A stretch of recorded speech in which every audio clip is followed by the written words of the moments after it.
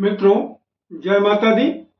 3 मार्च सोमवार 2025 गुरुजनों के चरणों में शीश को झुकाते हुए हम आपको काशी हिंदू विश्वविद्यालय से प्रकाशित विश्व पंचांग के आधार पर सटीक जानकारी देंगे एवं शीघ्र सफलता दिलाने वाले चमत्कारी सभी शुभ मुहूर्त की भी जानकारी देंगे। संपूर्ण जानकारी प्राप्त करने के लिए हमारे साथ वीडियो में अंत तक बने रहिएगा। अभी तक आपने हमारा चैनल सब्सक्राइब नहीं किया है तो प्लीज वीडियो शुरू करने के पहले मिश्रा ज्योतिष केंद्र को सब्सक्राइब अवश्य कर लीजिएगा और बेल आइकन की घंटी बजा दीजिएगा, क्योंकि आपका एक सब्सक्राइब हमारे लिए महत्वपूर्ण है। हम आप लोगों को बधाई देते हैं जिनका कि आज जन्मदिन है। हम आप लोग को हार्दिक शुभकामनाएं दे रहे हैं जिनकी कि आज मैरिज एनिवर्सरी है। हम आप लोगों को यानी जो इस वीडियो को देख रहे हैं इनकी दिक्कत परेशानी दूर हो, माता रानी को उनसे विनती करते हैं।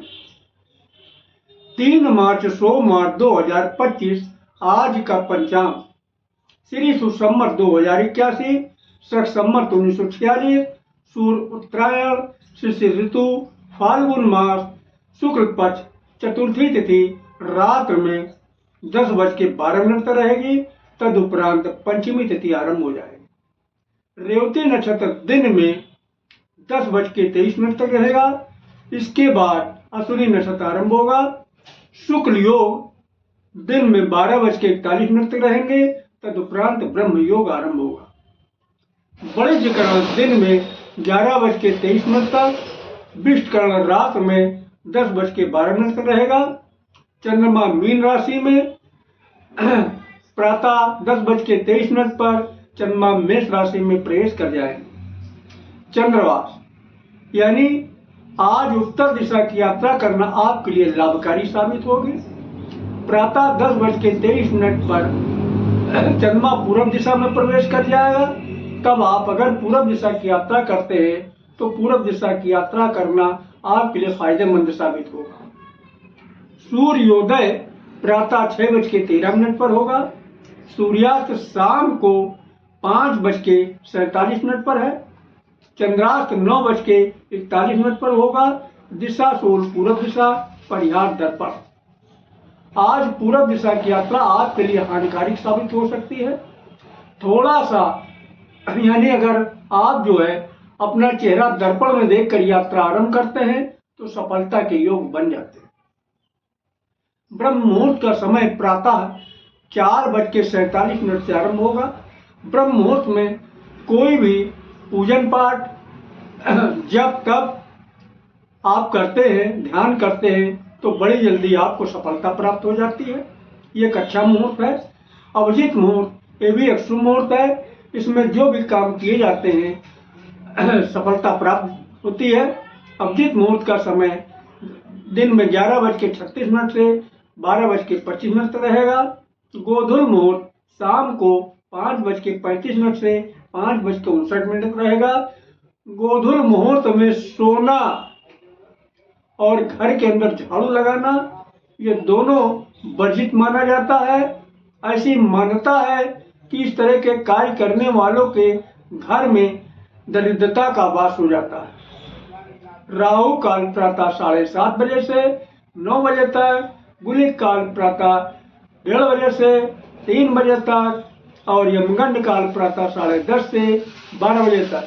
किसी भी शुभ काम की शुरुआत अथवा यात्रा का आरंभ राहु काल में न करें। अगर कोई शुभ काम करना चाहते हैं या यात्रा का आरंभ करना चाहते हैं तो दोनों ही काम अगर आप गुलिक काल में शुरू करते हैं या फिर हमारे बताए गए शीघ्र सफलता दिलाने वाले चमत्कारी शुभ मुहूर्त में शुरू करते हैं तो आप यकीन करिएगा आपको बहुत जल्दी सफलता हासिल होगी। अब हम आपको शीघ्र सफलता दिलाने वाले चमत्कारी शुभ मुहूर्त की जानकारी दे रहे हैं। दिन सोमवार की शुरुआत अमृत काल से हो रही है।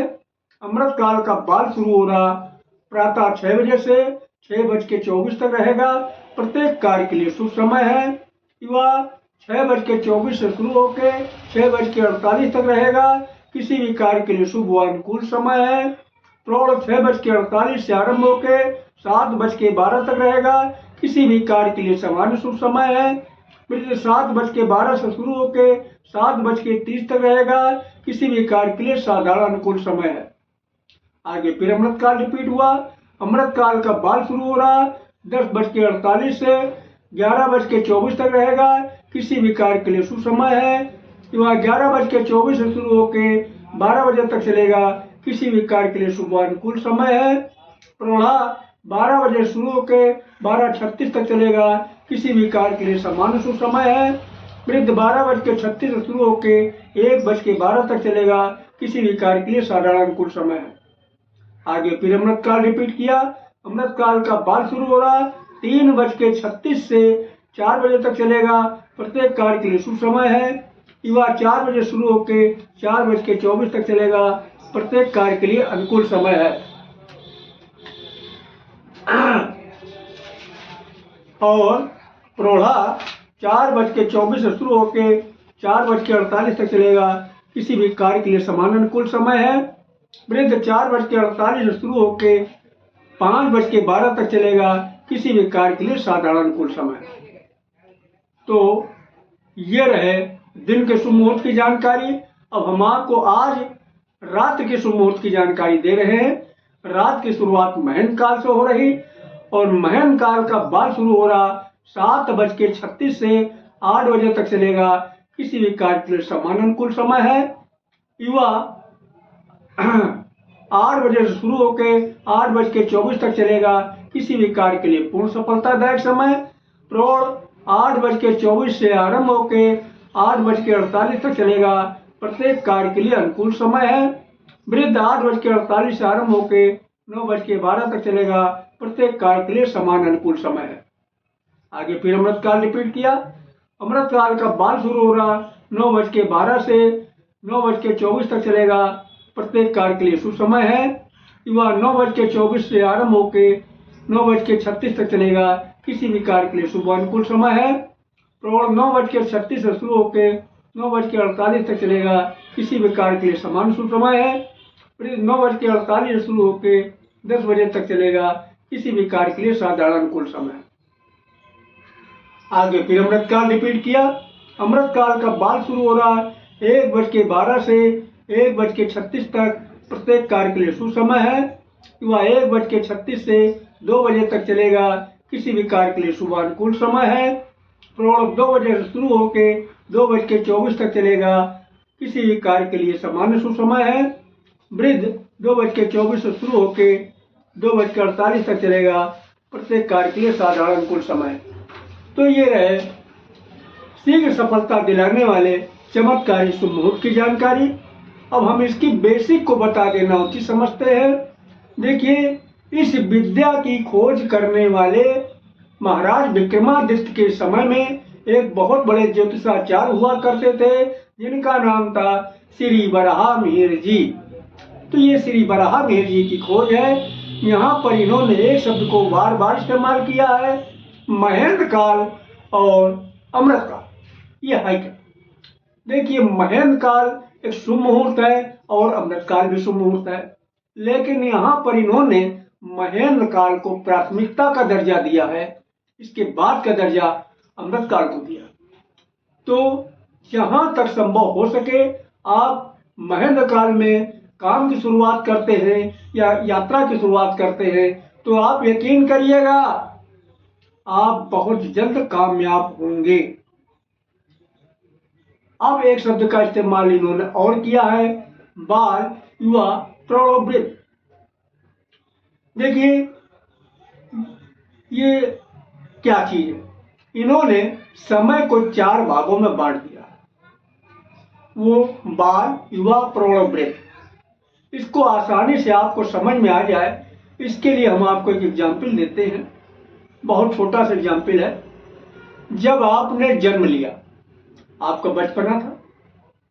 जब आपकी उम्र बढ़ी तो बचपना खत्म हो गया, अब आप हो गए जवान, बच्चे नहीं बचे।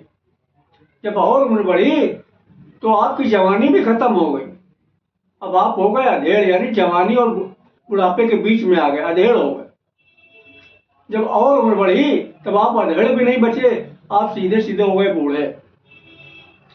तो मैं आपसे एक सवाल जानना चाहता हूं, इसमें कौन ज्यादा ताकतवर होगा? बच्चा ज्यादा ताकतवर होगा या बूढ़ा ज्यादा ताकतवर होगा?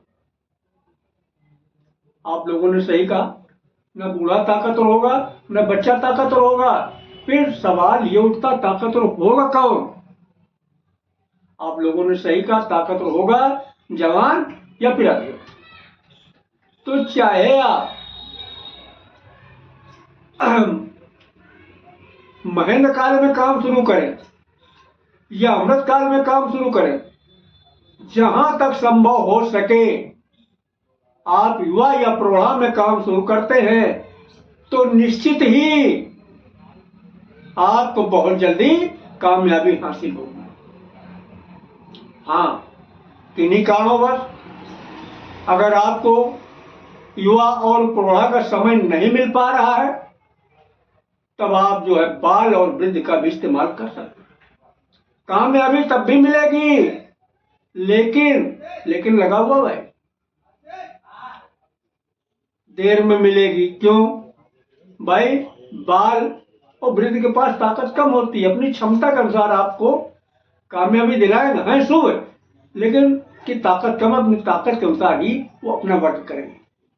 तो हमारे द्वारा अगर आप अपनी जन्म कुंडली का प्रेडिक्शन कराना चाहते हैं तो उसके लिए आपको मामूली सा शुल्क देना होगा, उससे आप हमारी मेहनताना समझ सकते हैं।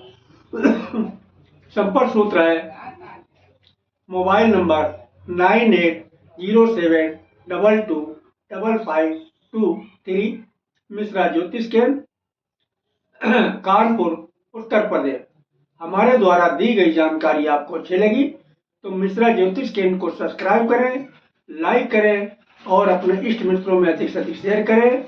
महाकाल के भक्त हैं तो हर हर महादेव, माता भक्त है तो जय माता दी लिखे। माँ पार्वती और भोलेनाथ मिलके आपकी मनोकामना को शीघ्र पूरा करेंगे। जय माता दी।